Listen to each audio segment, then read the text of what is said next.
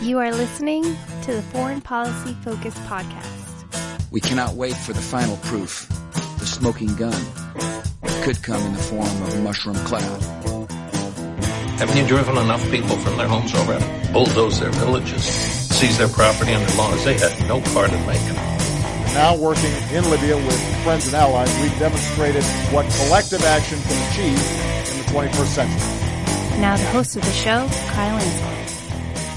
This is episode 331 of the Foreign Policy Focus podcast. On today's show, I'm talking about the possibility of a bipartisan coalition to work with Trump on ending wars. I want to talk about what's going on in the Ukrainian elections. We just had the first round of their presidential voting with a runoff to come. And then the U.S. relationship with Middle East countries like Saudi Arabia and Turkey. Please take the time to share the show or recommend it to a friend. The best place to find the show online is at the Libertarian Institute, where my show and the daily news roundup that I write are published. URL is libertarianinstitute.org. You can also find the show on all the podcatchers and YouTube, BitChute, so make sure you subscribe to the show somewhere. If you want to subscribe to it somewhere and you don't find it, let me know and I'll try to get it up there. But I update current events on the show 3 shows a week, Monday, Wednesday, Friday, so the best way and what you get the most out of the show is by subscribing to it. And last, if you want to donate to the show, patreon.com/foreignpolicyfocus. Up first on today's show,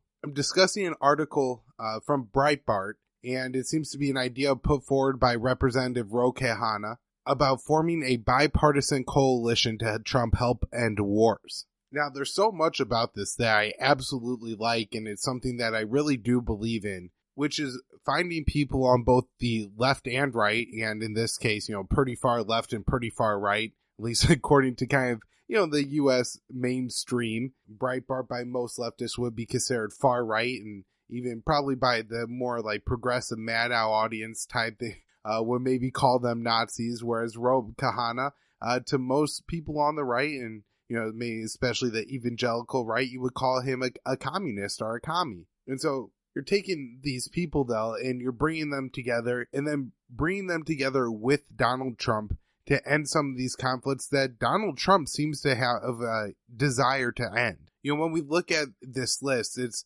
ample enough that even if, let's say, Khanna doesn't agree with Trump's foreign policy on Iran, we really have Trump wanting to get along better with Russia. So there's plenty of sanctions to, take off there, diplomatic, relationships to be established, possibility of arms control and nuclear control agreements. Of course, North Korea is one where we've seen Donald Trump seem to have at least a real desire to get the fame and glory that would come with ending that conflict finally. I mean, he has taken historical steps. There's no doubt about that. Meeting with Kim Jong-un, finally agreeing to the Chinese freeze for freeze deal. These are really big steps in fixing the U.S. relationship with North Korea and probably improving the U.S. relationship with China overall, taking one less thing off the table to fight about here. Looking to the Middle East, Trump has expressed desire to withdraw from Afghanistan. This hasn't been a diehard belief. I remember even in a debate saying, well, Pakistan's a nuclear power next door, so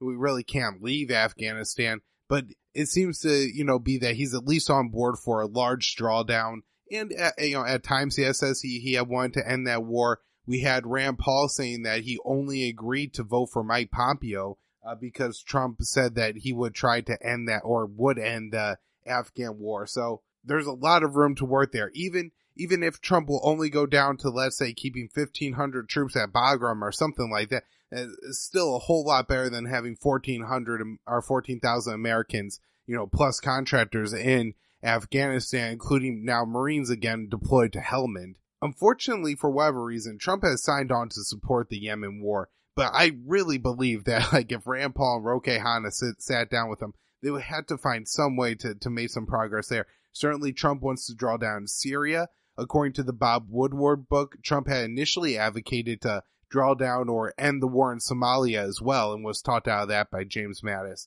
So, I've identified like 5 or 6 conflicts, and of course there's only like 2 years left in Trump's term, where we could really improve situations if we did have some kind of bipartisan coalition to at least give Trump more congressional cover whenever he tries to, kind of just through his executive power end the war. Now, I think the president has far more executive power to end wars than to start them, especially when so many of these wars, see Yemen, Libya, and Somalia, there's no authorization for in the first place. Now, Afghanistan, there's the 2001 AUMF that's way overextended, and, the Korean War is still ongoing. So these are a little bit different situations as far as congressional authorization, but certainly the president should have a lot of power to draw down these wars and, move troops out of South Korea if that's what he chooses to do. Although the Congress has gone against him on that, so that's why this bipartisan coalition could be so important. The article really emphasized, and this seems to, have also come from Khanna, that this is to work with Trump. That I really like that this would be, them hopefully sitting down with the president and kind of working on strategies and plans to end some of these wars, rather than just doing it and hope that Trump agrees, or, focusing on ending, let's say, re-entering the Iran nuclear deal, which would be a great thing to do, and I 100% agree with, or looking at withdrawing support from the Ukrainian government. But these are issues where Trump has already kind of really staked out his position, and so there may be a lot less room to work with him there. And so to look at the places where they could best work with him, that would be huge. Now, the article also does a lot of other good work about just finding people on the left especially, but the left and the right, and pointing out that, hey, this person is really good on these issues, or this, particular person is good on these wars. And so the article, I read it, and it, especially for a Breitbart article, gave me some hope here that there may be, this political movement growing. And even though it's this really strange thing where it would be, what we call the most right and the most left, as far as Congress goes, coming together and working with Donald Trump, who everybody else absolutely despises. And I'm sure Khanna absolutely despises Donald Trump in 99% of cases. I think really made some good decisions here. So this is something that I think is exciting, especially if it could start to materialize on a more serious level. I think the problem is that, these people have to be willing to put the foreign policy issue above some others. And so I'm not saying they necessarily would have to make it their number one issue, but it certainly has to be more important. And, like campaigns like Tulsi Gabbard, certainly Rand Paul's time in the Senate and Khanna's time in the House, they put a lot of effort and focus on the foreign policy issue. So if they could get more congressmen to value this issue higher and the non-intervention position higher, then they could, stop. Like AOC may have some okay tendencies on war, but all she does all day is talk about, economic impossibilities. And, she'll say something like, oh, if we end some of these wars, we spend it on welfare. But she never takes any time, any of her congressional positions to, try to end the war. She just says, oh, this is where we could get the money. But you got to end the wars before you could get the money from the wars. Now, the other interesting thing I read in this article was that apparently Khanna is a co-chair of Bernie Sanders' campaign. And I don't know, maybe this is just a ceremonial thing, but it seemed to be important. And apparently he's working to craft some of Bernie Sanders' foreign policy positions. Right now, of, elected politicians in the U.S., Khanna is certainly, within probably the first 5 or 10 as far as good on war positions. So, this is really encouraging to see. That would be, the real problem I had with Bernie in 2016 was that he rarely, if ever, placed emphasis on the foreign policy issue. And his candidate, our opponent, Hillary Clinton, was so bad on the foreign policy issue that he should have just, beat her over the head with the issue all day long. And he never did. Never did. I mean, I guess once or twice he maybe brought something up, but, especially situations like Benghazi and Yemen, where Hillary Clinton directed State Department really screwed up there and turned those countries into absolute nightmares. So if this coalition starts to come about, I definitely want to keep a close update on the show on what it's doing, because as it starts to put forward, legislative initiatives, it's really important that people are getting out there, calling their representatives and telling them to support those. That's the way you got to build momentum. Also, even just, retweeting whenever they're announcing that they're doing these things, and also not making a big deal out of, Rand Paul working with somebody like Khanna, who's, I think, probably a borderline socialist. It doesn't mean that Rand's soft or loves liberty any less or is any less of a, great economic thinker. He just happens to realize that this is an extremely important issue, and Khanna is a really good ally. And the bench is on both sides is much deeper. I've kept using Rand Paul and Khanna, but, Tulsi Gabbard, Bernie Sanders, Elizabeth Warren has had some decent moments on foreign policy, especially when it comes to Yemen. You got Thomas Massie, Rand Paul, Mike Lee has been good on many of these issues, especially Yemen. Chris Murphy, who is great on Yemen, but apparently terrible on Ukraine. I saw a tweet of his celebrating some time he spent with John McCain in Ukraine. That was absolutely shocking to me. But there are enough good senators and members of the House, Barbara Lee, to go out there and really make some noise on these issues. All right, some other stories. In Haiti, they're trying to increase opposition protests again. They're demanding that the president step down. Now, Haiti's a country with a president and a prime minister. The president there is supported by the United States. And, as I've detailed on the previous shows here, there was recently some U.S. mercenaries who tried to help pull off a bank job, apparently on behalf of the president in Haiti, and were caught and then, freed in the U.S. But I think it's likely, especially the way we've seen the Trump administration look to play, bigger roles here in Latin America and the Caribbean, that they may turn their attention to Haiti and really try to take this political instability and force upon the people of Haiti a government that is friendly towards America. Another country with some political stuff going on is Ukraine. They're having their presidential elections. Now, there's been some events, surrounding this as far as the incident in the Kerch Strait,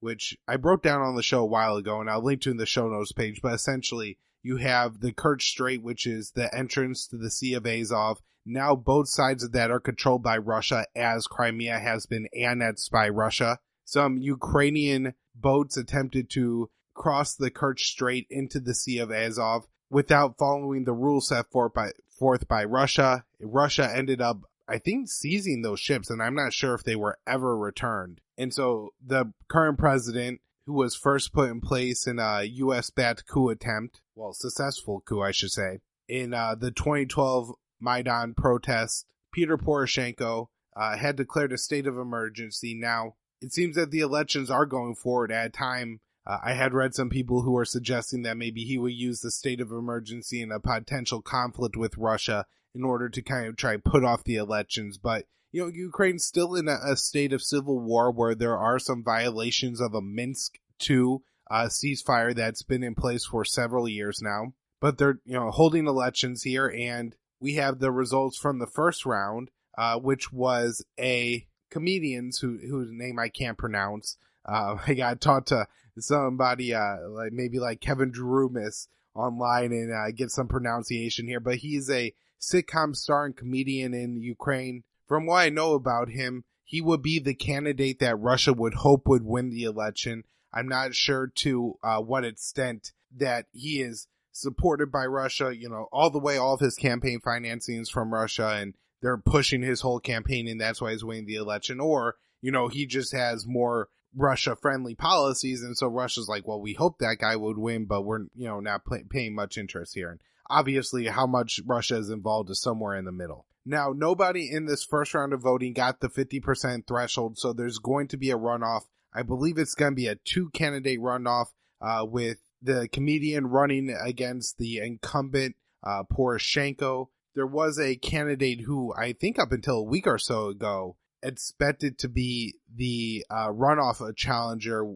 She's known as the Gas Princess. Ended up just getting a few percentage points less, and so I'm sure whoever she decides, to endorse or support, that could play a big role in who ends up winning this election. I was looking from some inside analysis from Kevin, who was a past guest on the show, and I think what he said was probably one of the best ways, I think, to understand what will probably happen in the general election. And he said, well, it depends on who's counting the votes. And so I think he's probably right here in that there's going to be a lot of room for manipulation leading up to the election. It may not actually just mean that, it's the vote counters, but, different kinds of cheating in the election and vote thefts, and that's going to, very possibly be what decides this election. All right, the U.S. policy with Turkey here. this has been a very interesting relationship, and I've talked a lot in the past on the show about, the conflict with the U.S. and Syria as far as the U.S. supporting the Syrian Kurds,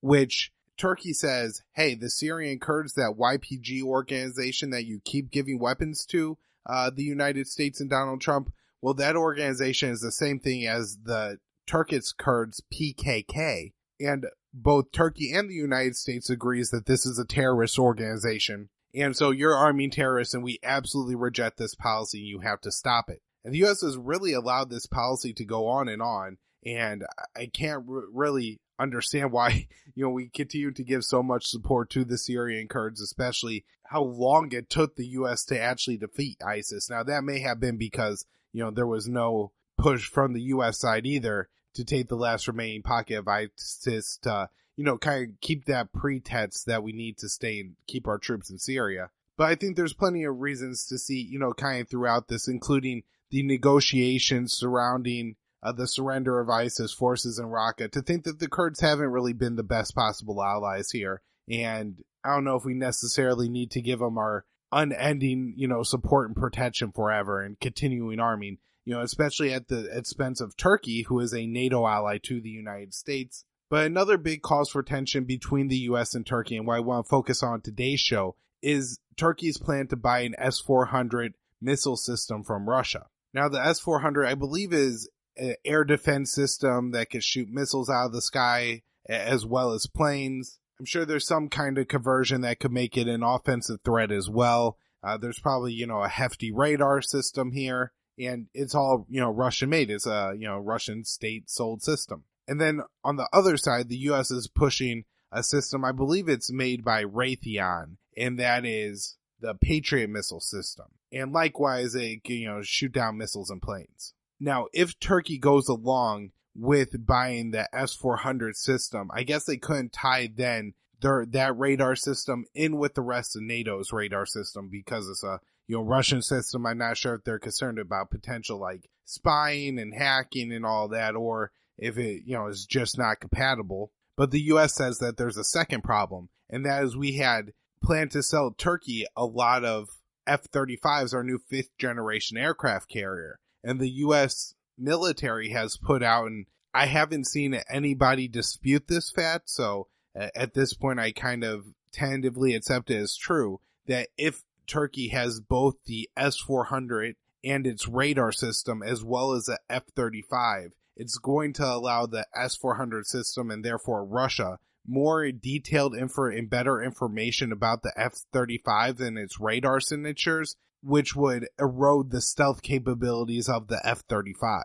And so they say it's a real strategic problem. Now again, it could be that is absolutely 100% true. It could be that Raytheon really wants to sell these Patriot missiles to Turkey, and so they're, really laying on their contacts in the Pentagon and, the think tanks to put out these kind of reports and studies. Anyways, the point is that I think that's kind of the accepted position of the United States, that Turkey can have both the F-35 and the S-400. So the U.S. has, been for a couple years now really working with Turkey to try to get them to reverse the decision on the S-400 and buy the Patriot missile system, including in March offering Turkey essentially an ultimatum of a reduced price Patriot missile system, because I guess the Patriot missiles cost more than the S-400 missiles, but Turkey let that offer come and go, and the United States has now announced they are halting the transfer of F-35 equipment to Turkey. This is going to be kind of a big deal because Turkey had planned to buy these planes, but more so, they're actually part of the F-35 project. I guess they got contracts to build some of the parts, including parts for the cockpit and landing gear. And so this could bring some trouble for, I think, the Trump administration and U.S. NATO policy and everything that comes along with that.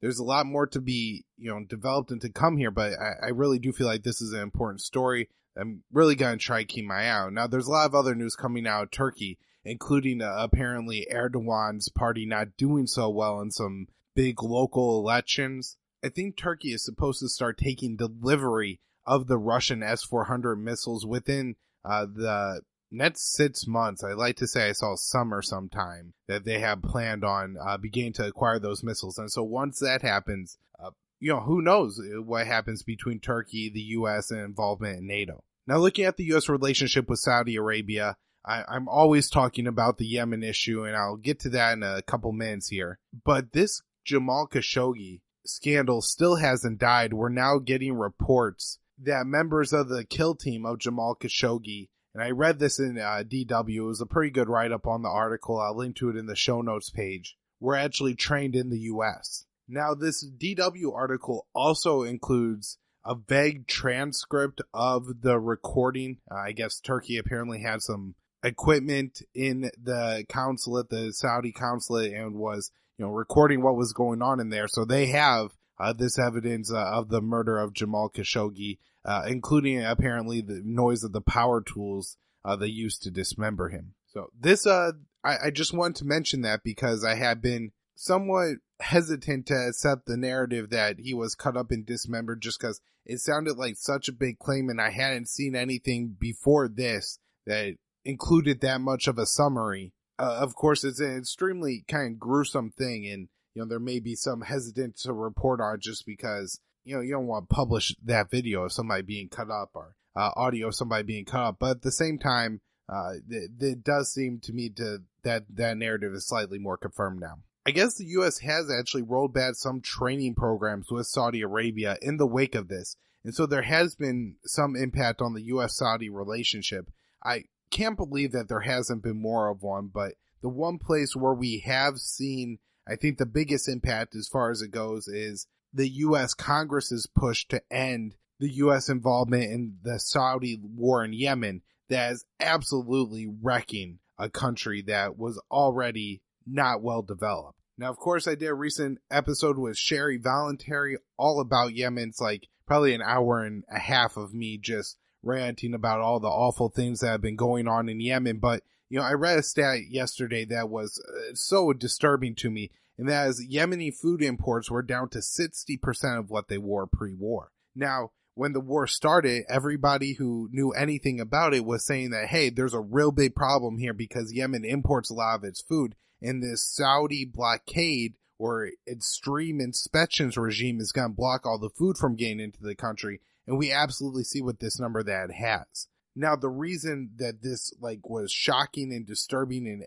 frightening and terrifying to me was that we also know from Martha Money that Saudi Arabia is waging a food war in Yemen. They're deliberately targeting Yemen's food production capabilities, including bombing flocks of sheep and cereal factories and farm fields and farm equipment. And so if only a small amount of the food that was coming in pre-war was coming, which was the most important place and the largest source of Yemeni food, and then all the internal food infrastructure is intentionally being destroyed. I mean, how bad really is it right now in Yemen? Maybe one example of how bad it is some reporting by Al Jazeera that says young men, 13 to 15 are now being recruited into Saudi-backed militias to fight against the Houthis. A couple of the children in this Al Jazeera report, and remember, Al Jazeera is a media source of the Qatari government that is currently in a pretty heavy diplomatic dispute with Saudi Arabia, so no doubt that they would sensationalize a little bit, but it seems like solid reporting actually in the article here,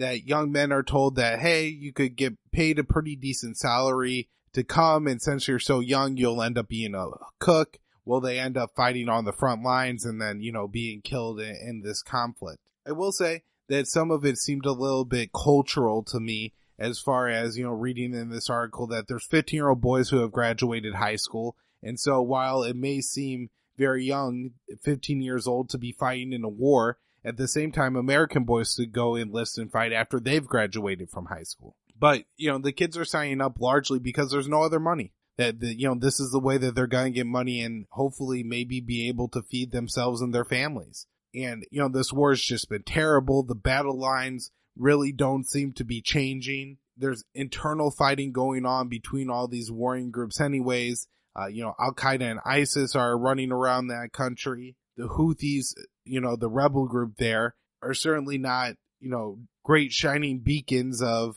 liberty in the Middle East. So it's just the worst kind of situation in Yemen, and so much of it is fueled by the U.S.-Saudi relationship, which I mean, the reason I think the Senate first took action on it, and Lindsey Graham straight up said this, wasn't because of all the horrible things I just said were happening in Yemen, but because MBS murdered Jamal Khashoggi. One other thing I'll mention is, and I believe this was in that DW article as well, some U.S. officials, at least they said they found U.S. officials that said they were worried MBS may be the new Saddam. And that Saddam label is such a dangerous one, and I really don't want the U.S. to go to regime change war in Saudi Arabia, but it may be a sign that some of the shine of the U.S.-Saudi relationship is wearing off some, despite the, for whatever reason, diehard Trump conviction to MBS in that regime. All right, last thing I want to talk about today is just a couple things going on in Africa. I believe the president of Mali has officially resigned as of today. There's been a lot of calls from that country's military leadership and political opposition to start a transitional government process. Apparently, they put the head of some new cabinet in charge of the government. I honestly don't understand the internal politics in Mali, so I'm only going to be able to kind of report to you guys when those stories come out. But as of today, that president has resigned. And so for the first time in 20 years, Mali will have a new leader. In Libya, there's a pretty good article, I think, in Foreign Policy that seems to pretty well summarize what I've been reading about happening in Libya over the past 6 months, which is General Haftar really gaining and consolidating power over southern Libya and over most of Libya's oil production at this point. He says that Haftar largely did this by cutting deals with local populations for assistance programs, and a lot of this has been funded by money Russia has given to Haftar. I don't take this as anti-Russian propaganda because I know Russia has been supportive of the Haftar government, as well as, France and the UAE, both, U.S. allies. I mean, France, UN Security Council, NATO membership. So there is that. Now, the article points out that Haftar may have some problems because he's, taken on a large population. I think there's, a lot of tribal stuff and crazy dynamics in Libya that are very hard to kind of stay on top of and manage. And now Haftar is responsible for managing all of this. And so it may actually end up costing him more than it's worth to him as far as it goes. But he is moving closer to seizing all of Libya at this point. What stands in his way is some different militant factions, including one that I believe isn't really dedicated to the central UN-backed government in the country's capital of Tripoli. And this is a government, obviously, apart from the Haftar government, but there is a pretty powerful separate militia. And then there is some vague fighting force that supports the UN-backed government, but it seems to be pretty ill-defined, changing, and often fighting among itself. And last up, the Congo, where there's this terrible Ebola outbreak. I believe the death toll is inching up towards 1,000. And the problem is the political instability, the fighting in the area. And this new study shows that a large part of the problem is that people distrust that Ebola is as serious as they say. They explain that part of this is because Ebola presents as other illnesses as first. It's very similar to, common kind of, flus in the area. And so for them to think that you're going to die from this, they think it's ridiculous. And they think that they're going to be exploited somehow by signing up or, going to these treatment centers and getting vaccinated. And so I'm trying to really keep up on this Ebola situation in the Congo, just because the Ebola outbreak has now reached 2 major urban areas. I think about over 1 million people living in each. And so, this could really spread and be dangerous for those people.